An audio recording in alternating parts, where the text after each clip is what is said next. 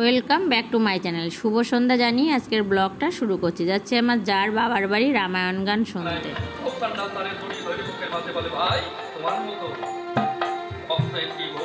আর কেউ নাই, প্রভু নিজের মুখে বলেছিল তোমার সঙ্গ পেয়ে আমার জীবন ধন্য হলো। একই পথের যাত্রী মোরা, একই পথে যাবো, একই চরণ ছায়ায় এর হৃদয় শুধাবো। দৈবাই সঙ্গে নিয়ে চলে গেছে প্রভুর কাছে, প্রভু সৈন্য নিয়ে চলে গেল তপবনের মাঝে। এক পাশে দাঁড়িয়ে ব্লগটা আমি ওখানেই শেষ করিনি, এটা পরের দিন দুপুরবেলা অনেকগুলো কাজ করলাম। যেহেতু আজ রান্না নেই, আজকে মৎস্যমুখী, আমার যার বাবা মারা গেছে, তাই ওইখানে যাব।